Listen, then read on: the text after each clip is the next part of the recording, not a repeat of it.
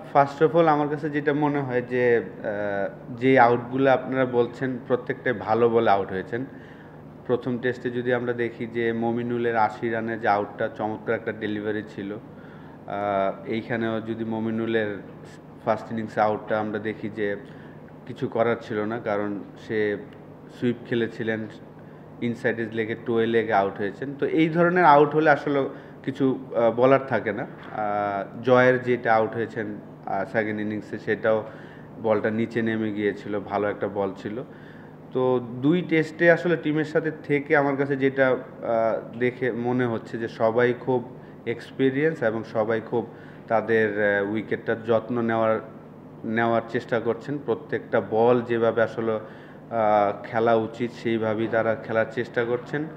তো আলহামদুলিল্লাহ আমার কাছে মনে হয় যে যদি আমরা লাস্ট ২৫ বছরের টেস্ট ক্রিকেট দেখি, যে একটা টেস্ট ম্যাচ ভালো হওয়ার পরে কিন্তু যেই অপোনেন্টই হোক, পরের টেস্ট ম্যাচে হয়তো আমরা একটা কলাপস করি। তো আল্লাহর রহমতে ৩টা ইনিংসেই কিন্তু আমাদের ব্যাটসম্যানরা ওই জায়গা থেকে বের হয়ে এসেছে কনফিডেন্স। হ্যাঁ, অনেকে হয়তোবা বলবে যে দুর্বল টিম, কিন্তু আমার কাছে মনে হয় যে আপনি যদি তাদের বোলিং অ্যাটাক দেখেন, যাদের ওদের ফাস্ট বোলারের বল কিন্তু 140তেই বল করেন এবং লেফট আর্ম স্পিনারটাও খুব চমৎকার জায়গায় বল করেন।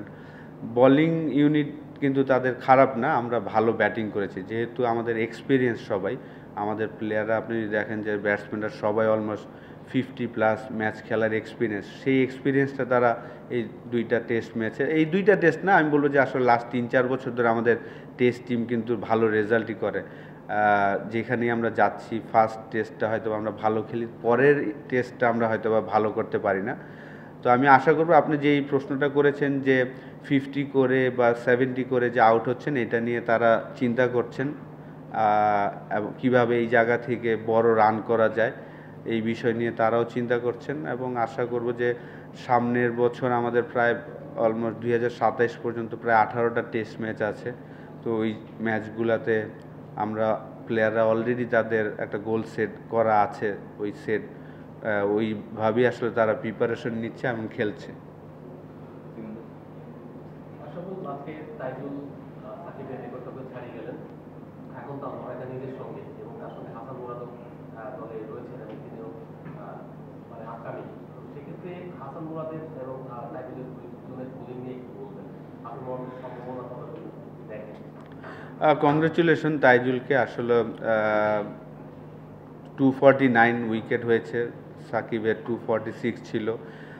থার্ড বোলার হিসেবে আমাদের মিরাজ আছে 209টা উইকেট নিয়ে। তো এখন কম্পিটিশন হয়তো বা তাইজুল এবং মিরাজের সাথে হবে আর কি। তারা আমাদের এই লাস্ট ৮-৯ বছরের যদি আমরা দেখি টেস্ট ক্রিকেট হিস্ট্রিতে, দুইজনই ডোমিনেট করছে, দুইজনই বাংলাদেশের বোলার।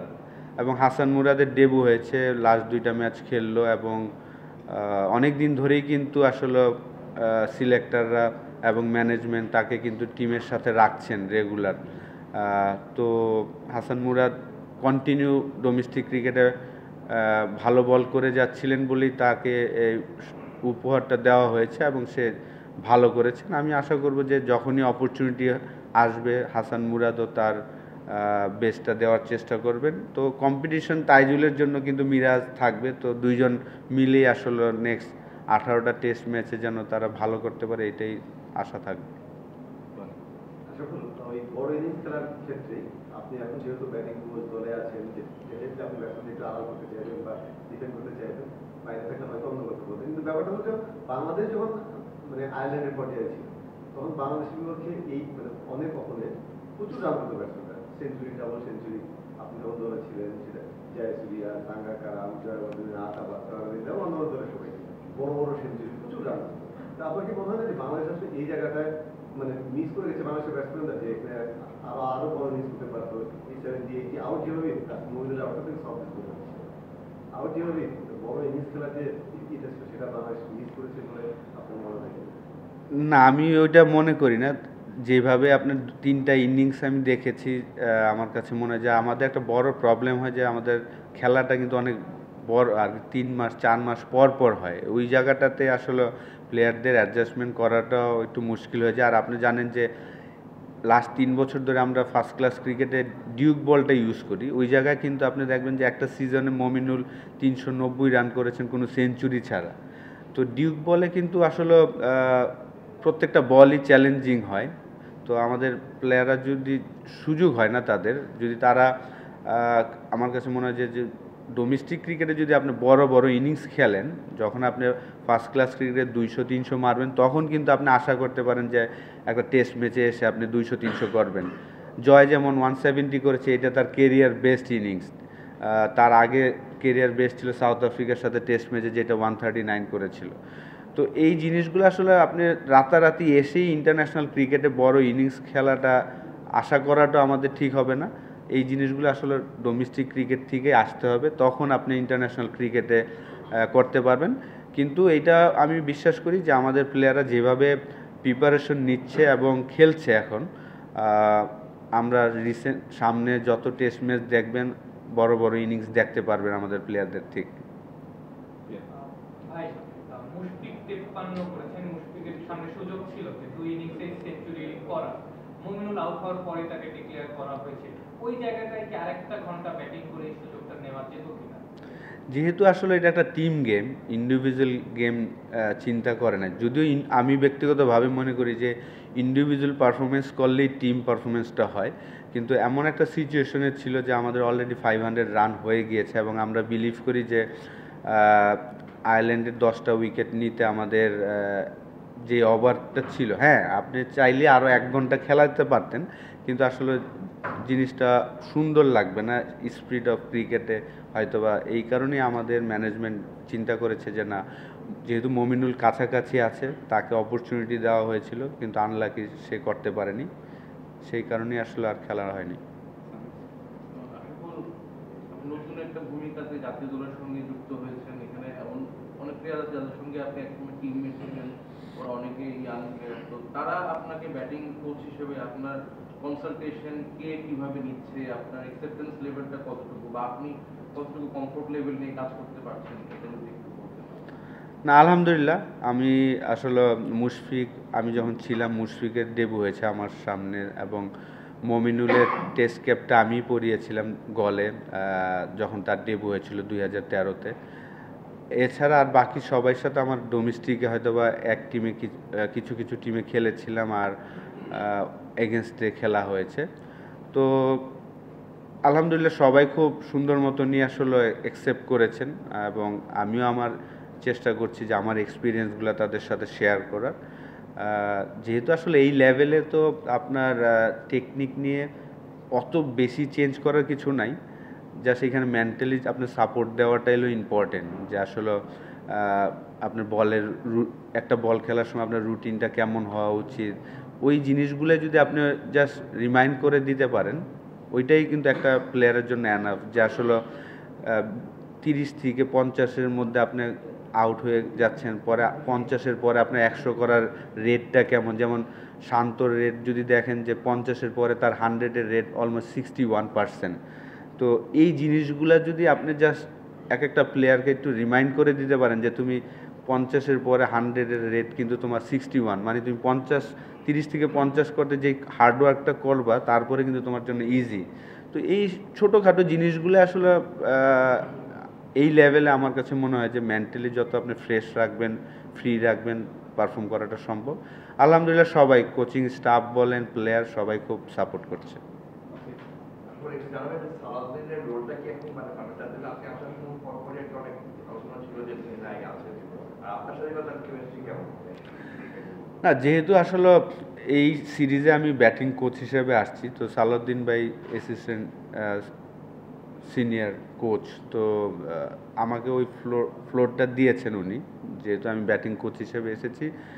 কিন্তু আমার সাথে ওনার সম্পর্ক আগে থেকে ভালো, তো আমিও যেই কাজটা করার চেষ্টা করি, যদি আমার এক্সপিরিয়েন্স থেকে যেই জিনিসটা যদি কোনো প্লেয়ারকে কিছু বলতে হয়, আমি আসলে সালাউদ্দিন ভাইয়ের থ্রুতেই যাওয়ার চেষ্টা করি, যেহেতু উনি টিমের সাথে লাস্ট 1 বছর ধরে আছেন, এবং ম্যাক্সিমাম প্লেয়ারই আসলে সালাউদ্দিন ভাইয়ের সাথে কাজ করেন। আর আমি কোচিংয়ে আসছি আসলে নতুন, তো আমিও চেষ্টা করি যদি কোনো প্লেয়ারকে কোনো ইনপুট দিতে হয়, আমি চেষ্টা করি সালাউদ্দিন ভাইকে ডেকেই জিনিসটা আমার এক্সপিরিয়েন্সটা শেয়ার করে, এবং উনি ওইটা বলার চেষ্টা করেন। এইভাবেই আসলে একটা কাজ করার চেষ্টা করছি আমরা। উইকেট খুব ভালো ছিল, মানে পঞ্চম দিকে গিয়েছে অনেকদিন পর বের করে, ব্যাটারদের জন্য ছিল, বোলারদের জন্য ছিল। এরকম উইকেট কি চাইবেন কিনা, যেখানে ব্যাটসম্যানরাও রান করতে পারেন, বোলাররা তো পারফর্ম করেন সবসময়? অবশ্যই এই উইকেটটা দেখে আসলে আমার কাছে 2008-এর উইকেট মনে হয়েছে। শ্রীলঙ্কার সাথে আমরা একটা টেস্ট ম্যাচ খেলেছিলাম। শ্রীলঙ্কা আমাদের প্রায় 500+ রান দিয়েছিল। 4th ইনিংসে আমরা 418 করেছিলাম। লাইভ ঘাস আছে, উইকেটটা খুবই চমৎকার, স্পিনও হচ্ছে, বাউন্স আছে, এবং ব্যাটসম্যানদের জন্য শর্টস খেলা যায়। যদিও ডে 1-এ আমাদের ব্যাটসম্যানরা খুব চমৎকার ব্যাটিং করেছেন, এত ইজি ছিল না, আপনার হার্ড ছিল, তো সেই জায়গায় তারা অ্যাডজাস্ট করেছেন। তো অবশ্যই আমাদের ইমপ্রুভমেন্ট করতে হলে তো ভালো উইকেটে খেলতে হবে, এবং এই উইকেটটা খুবই চমৎকার উইকেট ছিল। ভাই, কোচিং স্টাফে আছেন প্লাস আমি একটু জানতে চাই যে ধরেন মুশফিকের 100 টেস্ট আমরা সেলিব্রেট করলাম, বাংলাদেশের ফার্স্ট 100 টেস্ট, তো আজকে একজন মানে বাংলাদেশের একটা রেকর্ড ব্রেক করেছেন, সে বাংলাদেশের হাইয়েস্ট উইকেট টেকার। তবে বোলারদের নিয়ে বাংলাদেশ খুব একটা সেলিব্রেশন হয় না। আমরা দেখছি মুশফিক ওকে নিয়ে বলে তুললো বা সেরকম কিছু, বাট মানে টিমের মধ্যে কি কোনো কিছু হবে কিনা আজকে ওকে নিয়ে, বা এমনিতে তাইজুল খুব মানে একটু ইয়ে থাকে। হ্যাঁ, এটা একটু আনলাকি আসলে। ক্রিকেটটা ব্যাটসম্যানদেরই আসলে বেশি ফেভার করে। আনলাকি তাইজুল যেভাবে আসলে পারফর্ম করে যাচ্ছেন প্রত্যেকটা টেস্ট ম্যাচে, আপনি যদি দেখেন যে সাকিব থাকাকালীনও সে পারফর্ম করেছেন, সাকিব চলে যাওয়ার পরে এখন লিডিং রোলে আছেন। তো অবশ্যই টিম থেকে তো আমাদের একটা মিটিং হয় প্রত্যেক খেলার শেষেই, এরকম অ্যাচিভমেন্ট, যেমন আমাদের জয় 1000 রান করেছেন টেস্ট ক্রিকেটে। তো ডেফিনেটলি এমন কিছু তো একটা থাকবেই, কিন্তু হ্যাঁ, বোলারদের জন্য একটু আনলাকি। আপনার কি মনে হয় সাকিবের টেস্ট ক্রিকেট খেলা কমে যাওয়া বা বন্ধ হওয়ার পরে তাইজুলের জায়গাটা নিতে পেরেছে লিডিং স্পিনার? না, সাকিব থাকাকালীনও কিন্তু অনেক টেস্ট ম্যাচে লিড করেছেন। সাকিব শুধু ব্যাটিং করেছেন, হয়তো বা একটা ইনিংসে বল করেননি, আরেক ইনিংসে বল করেছেন। তাইজুল কিন্তু আর কি, বিশেষ করে এশিয়াতে খেলা হলে কিন্তু তাইজুলের গুরুত্বটা খুব ইম্পর্টেন্টভাবেই দেখে আর কি সব। আশা করি আপনি একটু আগে বলছেন যে আসলে আমাদের টিম একটা ম্যাচে ভালো খেলে পরের ম্যাচে প্রতিপক্ষ দিয়েও কলাপ করে, এবার দুটা ম্যাচে ভালো খেলে যখন আপনার ব্যাটিং কোচিং এরিয়াতে শুরু এই দুটা ম্যাচ দিয়ে যদি বলে এরকম যে আসলে আপনি যাওয়ার পরে আমাদের ব্যাটিংটা খুব জেগে উঠেছে, আপনার এই টিমটাকে নিয়ে আসলে কি এমন মেসেজ ছিল বা টিপস ছিল যে প্রত্যেকটা ব্যাটসম্যানই কিন্তু আমাদের কম বেশি ভালো করে যাচ্ছে? না, আমার ওই মেসেজটাই ছিল যে আমরা সবসময় যাদের সাথে খেলি, যে দেখা যায় যে আপনি যদি, আমরাও যখন খেলতাম সেম একটা টেস্ট ম্যাচে আমরা ভালো খেলি, পরের টেস্ট ম্যাচে হয়তো বেশি ফোকাস হয়ে যায় বা বেশি রিল্যাক্স হয়ে যায়, দুইটার একটা কিছু একটা হই আমরা। সেই কারণে কিন্তু আমাদের রেজাল্ট আমরা যেভাবে চাই সেভাবে হয়নি। যদি আপনি সাকিব আল হাসান কেন আর কি র্যাঙ্কিং 1 নাম্বার লম্বা সময় ছিল, সে তার ইমোশনটা ধরে রাখতে পারতো বলেই আর কি, যে ভালো করলেও নর্মাল, খারাপ করলেও নর্মাল। তো আমাদের প্লেয়াররাও যদি এই ইমোশনটা যদি আমরা নর্মাল করতে পারি, বিশেষ করে ব্যাটিংয়ে আমাদের কি হয় যে আমরা একটা ইনিংস ভালো খেললে হয় ওভার কনফিডেন্স হয়ে যাই, আগে থেকে চিন্তা করে ফেলি। ওই জিনিসগুলো যদি আপনি না করেন তাহলে আসলে সাকসেসফুল রেটটা বেশি হবে। তো সেই জিনিসটাই আসলে আমাদের প্লেয়াররা করার চেষ্টা করছেন, এবং মেসেজটা ওইভাবেই দেওয়া হয়েছে যে যেহেতু আপনি যদি ওয়ার্ল্ডে এখন যদি দেখেন, বাংলাদেশ টিমটা কিন্তু অনেক এক্সপিরিয়েন্স একটা টিম আর কি। ব্যাটসম্যান প্রায় 50টা করে টেস্ট ম্যাচ খেলেছেন, লিটন, শান্ত অলমোস্ট 40টার মতন, মমিনুল, মুশফিক, সাদমাম, ওরাও প্রায় 20টা করে। তো আপনি যদি এই টিমটা দেখেন আর কি, আপনি বলবেন না যে একটা ইয়াং সাইড, এটা কিন্তু অনেক এক্সপিরিয়েন্স একটা সাইড। তো লাস্ট 2 ম্যাচ যেভাবে পারফর্ম করছে, আমি বিশ্বাস করি যে আমাদের এইভাবেই আসলে পারফর্ম করা উচিত। আশরাফুল ভাই, গতকাল দিন শেষে দেখছিলাম আসলে বুলবুলের সঙ্গে ডেকে অনেকক্ষণ কথা বলছিলেন আপনার সঙ্গে, যেহেতু আপনাকে এই সিরিজটার জন্য আসলে আপাতত নিয়োগ দেওয়া হয়েছে, ফার্দার পরে আসলে কাজ করার জন্য কোনো ধরনের আলোচনা কি হয়েছে কিনা, বা এখানে একটা মেসেজ দেওয়া এরকম কোনো কিছু? না, এই বিষয়ে কোনো আলাপ হয় না। ওনার সাথে তো আমার এমনি আলাপ হয় রেগুলারই, কিন্তু এই বিষয়ে কোনো আলাপ হয়নি। আসলে আপনি একটা প্রশ্ন বলছিলেন যে রাতারাতি চেঞ্জ করা সম্ভব না, এবং আপনি বলছিলেন যে ডোমেস্টিক খেলা এবং বিভিন্ন বিষয় থাকে, কিন্তু কিন্তু এখন যারা টেস্ট টিমগুলোতে খেলছেন এদের টপ অর্ডারের 6জন ব্যাটসম্যানের 4 জন শুধু টেস্টটাই খেলেন বা হয়তো টেস্টের সঙ্গে ওয়ান ডেতে খেলেন।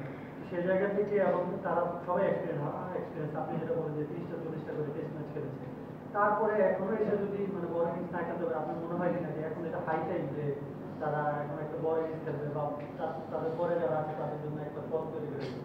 না, খেলছে না এরকম কিন্তু না, তারা কিন্তু তাদের উইকেটটা থ্রো করছে না। আপনি যদি দেখেন যে এই 2টা টেস্ট ম্যাচে 3টা ইনিংসে আমাদের উইকেট কিন্তু আমরা আর কি ভালো বলে আউট হয়েছে। আপনি যদি দেখেন যে ভালো বলে যখন আউট হয় ওই সময় আসলে কমপ্লেন না করে আমাদের মনে হয় যে পজিটিভ কথা বলাটাই ভালো। তো অবশ্যই আমাদের থেকে কিন্তু তাদেরই মন বেশি খারাপ, যে তারা যদি 100-200 করতো তাদেরই দাম বেশি হতো, ঠিক না? তো অবশ্যই আমি আশা করি যে আমরা পজিটিভ চিন্তা করব এবং বড় বড় ইনিংস খেলবে সামনে ইনশাআল্লাহ। আসলে ভাই ইবাদত আর খালেদ অনেকদিন পরে একসাথে টিমে ছিল। ইবাদত স্পেশালি আর কি এই বছর সেকেন্ড টেস্ট খেলছে। ওদের দুজনকে আসলে কেমন দেখলেন, টিম থেকে কি আসার যতটুকু ছিল ততটুকু করতে পারছে? অবশ্যই আমি মনে করি যে আমাদের পেস ইউনিটটা খুবই চমৎকার। বাংলাদেশে এখন প্রায় 8-9 জন ফাস্ট বোলার আছেন যারা অলমোস্ট 140-তে বল করতে পারেন। তো ইবাদত এবং খালেদকে খেলানো হয়েছে, ভালো করেছেন। আমি মনে করি যে যতটুকুই তারা বল করেছেন আমি বলবো যে খুবই ভালো চ্যানেলে বল করেছেন। আশাবুল ভাই, প্রথম প্রশ্ন হচ্ছে যে আপনি কতদিন পরে প্রেস কনফারেন্সে আসলেন নাকি এই মুহূর্তে বলছেন? আর প্রশ্ন হচ্ছে যে মহিলা 70-80 করে আউট হচ্ছে, এটা আসলে মানসিক ব্যাপার কিনা যে 100 এটা নিয়ে হয়তোবা সে অত চিন্তা করে না যে আমি 70-80-তে আউট হয়ে যাচ্ছি, এত চিন্তা করছেন না। সে প্রসেসটা ঠিক রাখছেন কিনা এটা ইম্পর্টেন্ট। এটা নিয়ে আমি আলাপ করেছি ওর সাথে, ওর প্রসেস ঠিক আছে কিনা। আপনি এখন ধরেন ফার্স্ট ইনিংসে যে আউট হয়েছে এইটা তো আপনি কিছু বলতে পারবেন না। এখানে যেমন ফার্স্ট ইনিংসে আউট হয়েছেন এটা আনলাকি পুরা, তো ওর প্রসেস ঠিক আছে কিনা এটা হলো ইম্পর্টেন্ট। তো ও হয়তো বা রানটা নিয়ে অত চিন্তা করছেন না যে আমি কত রান করছি। তারপর আমার ব্যক্তিগত মতামত থাকবে যে, কারণ আমি টেন্ডুলকারের সাথেও যখন কথা বলতাম তারাও কিন্তু দেখতাম যে আসলে 100-এর সময় দেখা যায় যে আগে 90 থেকে 100 করার সময় দেখা যায় যে অনেক সময় নেই। যেমন ওর 100 তবু 100 যদি আপনি খেয়াল করেন এই মাঠেই করেছিল আমাদের সাথে। ওই সময় ওই ওয়ান ডে ক্রিকেটেও কিন্তু সে ওই 10 রান করতে প্রায় 20 থেকে 25 বল লাগিয়েছিল। তো অনেক সময় অনেকে হয়তো বা পার্সোনাল অ্যাচিভমেন্ট নিয়ে চিন্তা করে, অনেকে করে না। তো কিন্তু আমার মনে হয় যে অবশ্যই পার্সোনাল পারফরমেন্স হলেই কিন্তু টিমের রানটা হয়। আর প্রেস কনফারেন্স তো আসলে আমি ন্যাশনাল টিমের হয়ে তো অলমোস্ট আপনার ওই আমার মনে হয় যে গল টেস্টে 190-এর পরে এটা মনে হয় করছি ন্যাশনাল টিমের হয়ে। আর বিপিএলে তো লাস্ট ইয়ার করা হয়েছিল। আসলে ভাই আমরা দেখছি যে গত বছর টি-20 ক্রিকেটের জন্য আসলে আপনারা কাজ করছেন একাডেমিতে, সেখানে গত বছর দেখছি যে ইমন হোক বা তানজিদ বা যার জন্য স্পেসিফিক কিছু কাজ করছে, তো সেগুলো যখন ইন ডিটেল হয়তো আমাদের এখানে বলা উচিত না, হয়তো বা বলবেন না, বাট যদি ওভারভিউ একটা দিতেন যে ওদের ব্যাটিং কিছু টেকনিক্যাল কোনো কাজ করছে কিনা, কি ধরনের কাজ করছে? হ্যাঁ, যেহেতু আমাদের এই চিটাগাংয়ে টি20 আছে 3টা, তো যারা খেলবেন তাদের নিয়ে আমরা কাজ শুরু করে দিয়েছি অলরেডি। 3 দিন ধরেই তারা আসছেন, প্র্যাকটিস করছেন। তো প্রত্যেকটা প্লেয়ারকে নিয়ে আসলে তাদের স্ট্রং পয়েন্ট বা উইক পয়েন্ট নিয়ে আসলে কাজ করার চেষ্টা করছেন। কোচদের একটা প্ল্যান থাকে, ওই প্ল্যান নিয়ে কাজ করা হচ্ছে। বাবু ভাই মনে হয় জি। বাংলাদেশ টেস্ট খেলছে 25 বছর হলো, ওয়ান ডে খেলছে প্রায় 40 বছর। হ্যাঁ। আনফরচুনেটলি এখন আমরা আসলে খুব বেটার ফিল্ডিং সাইড হতে পারিনি। আজকে যে 3টা ক্যাচ মিস হলো ওগুলো ধরার মতোই ছিল। হ্যাঁ, এটা ঠিক, এটা পার্ট অফ দ্য গেম, কিন্তু আমরা আসলে ভালো ফিল্ডিং সাইড হব কবে? অনেক অ্যাসোসিয়েট কান্ট্রিও কিন্তু ফিল্ডিং এ ভালো আমরা দেখি, মানে আমরা এই জায়গাটা থেকে আসলে কবে ওই বেটার ফিল্ডিং সাইডটা হতে পারবো? কন্টিনিউয়াসলি বছর পর বছর দেখি। চেষ্টা করছে সবাই, দোয়া করেন, আস্তে আস্তে হবে ইনশাআল্লাহ। একটু আউট অফ ট্র্যাক, আপনি মোহাম্মদ রফিকের সঙ্গে খেলেছেন, দেখেছেন সাকিবের সঙ্গে তো অনেকটা সময়, মানে compare to them how do you evaluate time? আসলে দেখেন যার যার সময় আমি বলবো যে সে সেরা। এই মুহূর্তে তাইজুলই সেরা। রফিক ভাইয়ের সময় রফিক ভাই ছিলেন, সাকিব তো ওয়ার্ল্ড ক্লাস।